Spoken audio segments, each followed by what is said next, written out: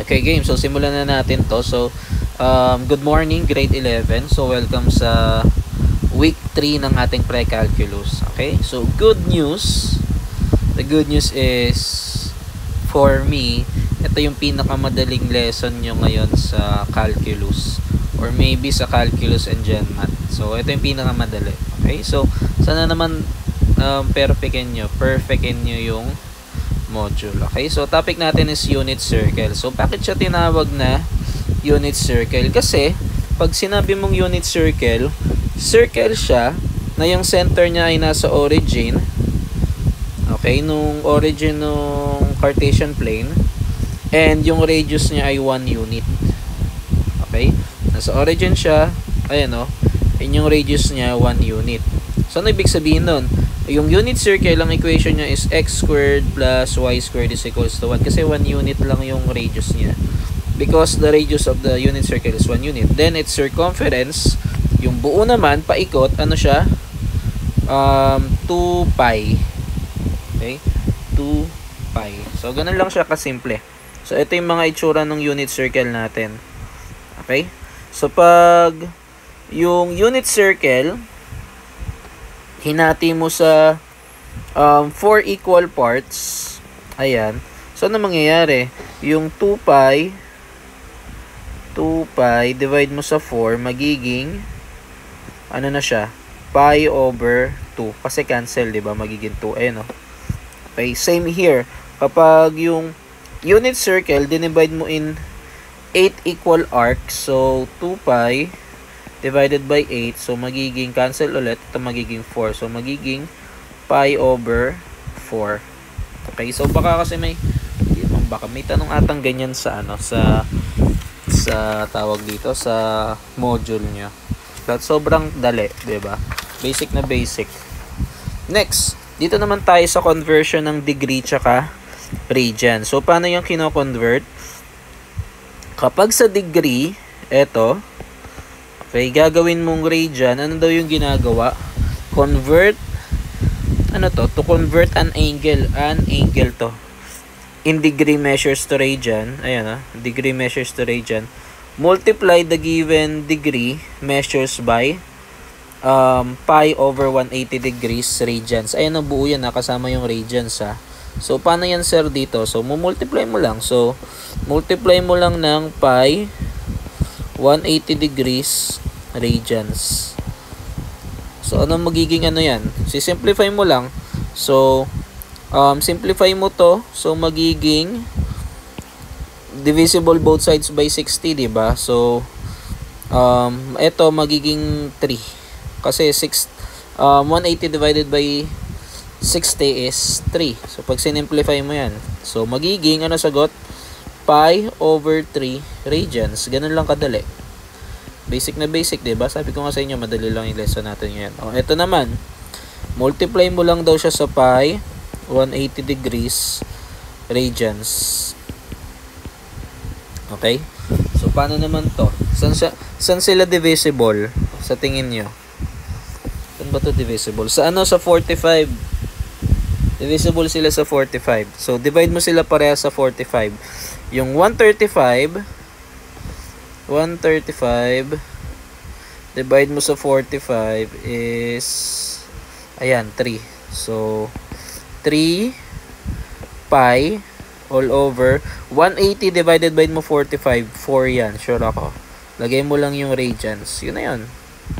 Diba? Basic na basic. Next. Ito, negative 180. So, ano kaya magiging sagot dito?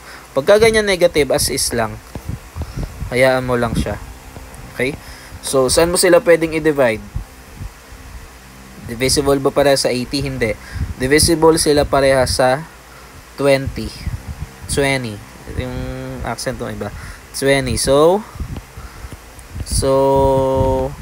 80 divided by 20, ilan na siya? 4. Negative 4 pi. 180 divided by 20, 9. So, radians. Napaka-basic. Diba? Next. Ito naman, pabaliktad. Pag ano naman daw mangyayari kapag pabaliktad? Multiply by, ito 180 na lang. Wala nang radian. Babaliktarin mo lang. So, multiply mo sa 180 pi. So, maka-cancel yung pi, maka-cancel. So, paano lang gagawin dyan? Multiply mo sa nasa taas, divide mo sa nasa baba. Ganun lang yung kasimple. So, magiging 180 times 5 divided by 6. 150 degrees. Okay? Kung gusto kung ano naman yung calculate mo, i-multiply mo siya doon sa fraction.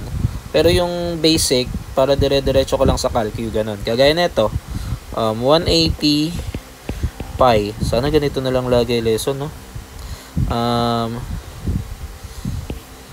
Siyempre masaya din ako kapag madali lang lesson kagaya nito.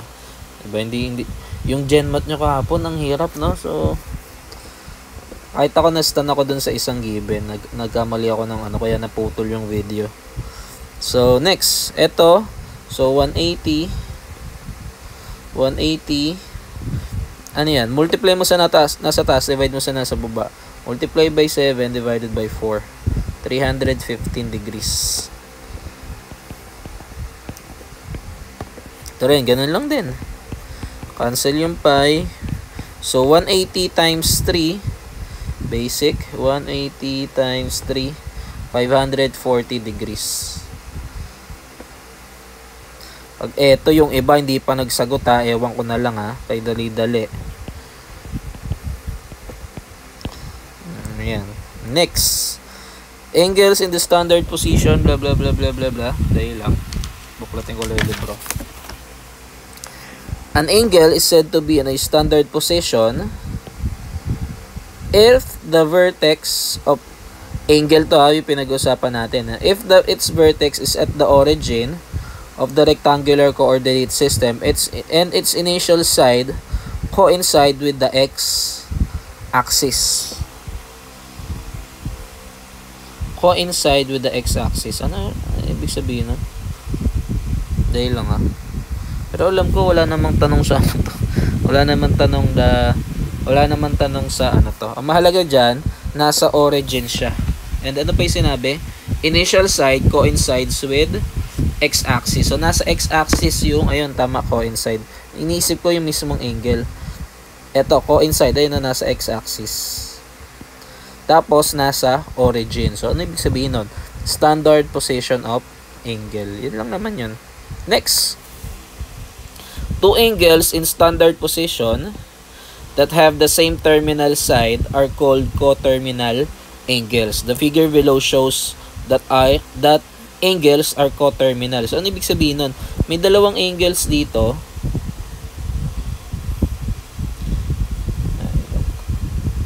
May dalawang angles dito. Ito, tsaka ito. So ano ibig sabihin ng coterminal? Ibig sabihin lang yan, parehas sila ng value. Okay, ganun lang ibig sabihin yan. Tingnan mo to. Ito yung 150 degrees.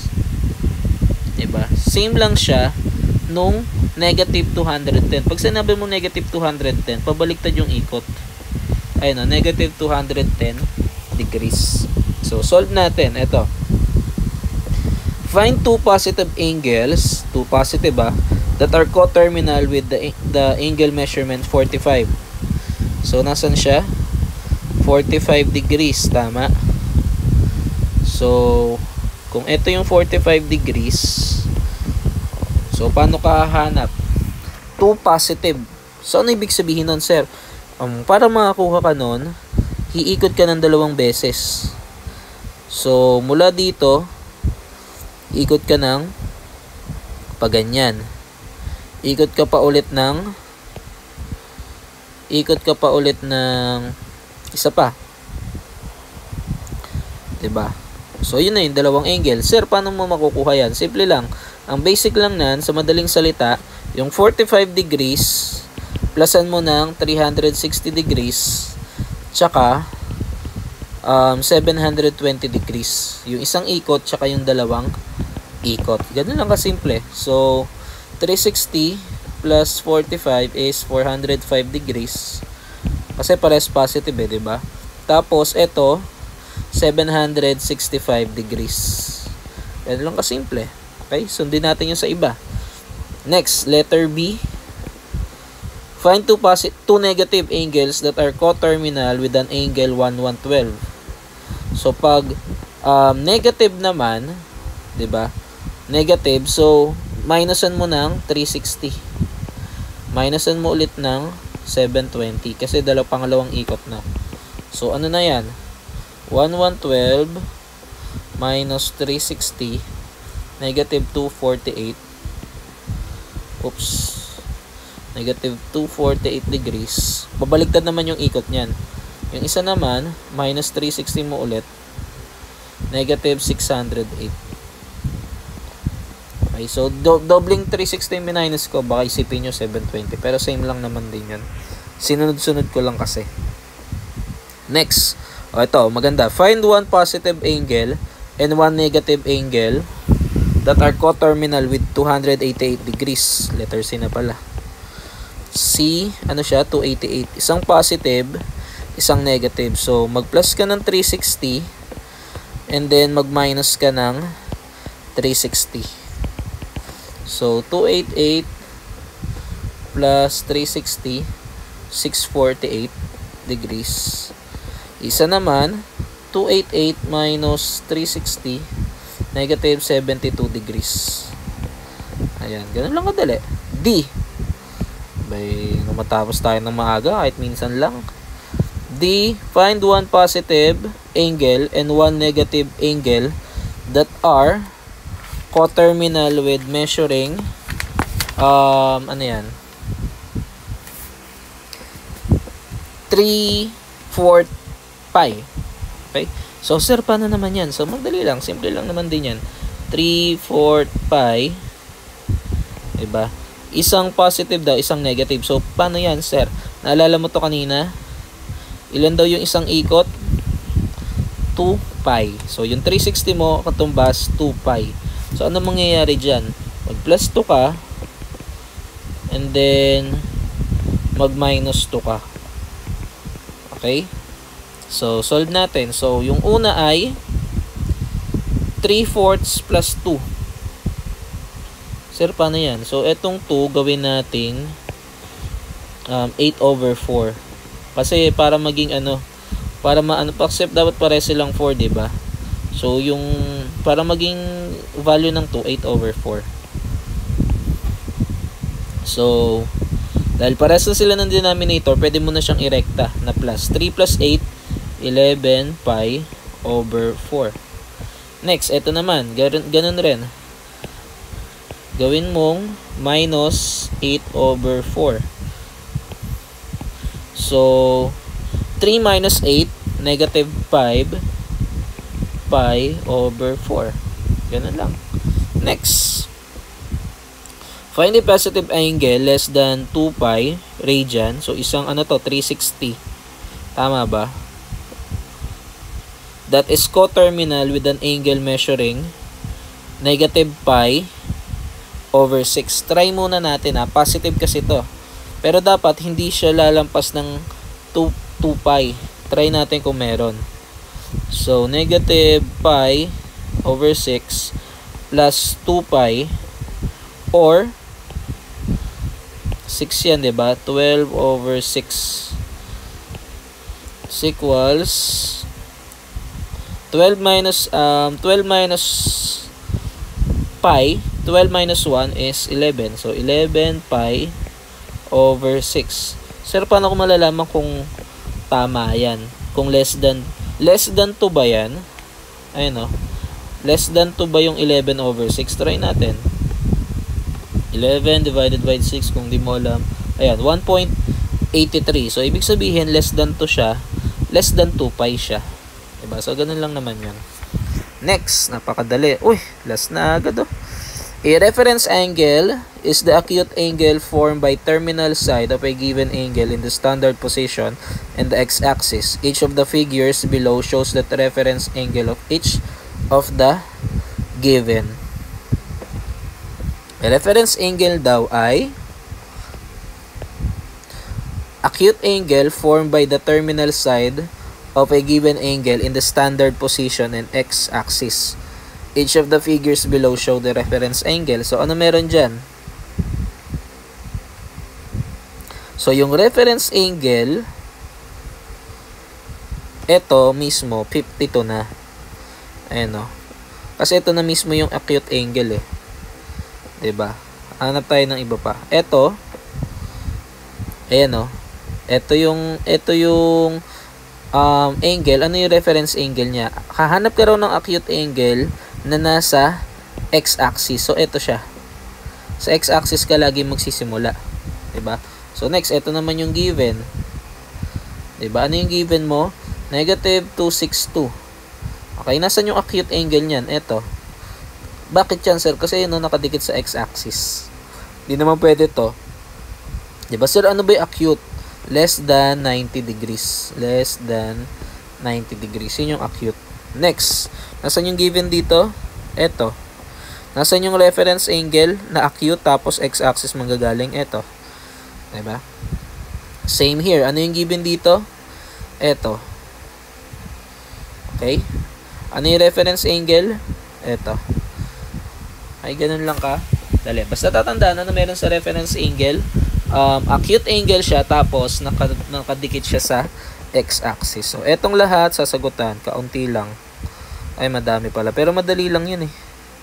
Madali lang yan. Okay? So, yun lang. Thank you so much. Maikli lang lesson natin ngayon. So, God bless you, grade 11. Bigayan na ng cards sa Friday. Congrats sa mga nakapasa and mga with honor. So, see you soon. Although hindi naman kayo papasok, but excited ako mabigay yung card nyo. So, yun lang. Maraming salamat and God bless.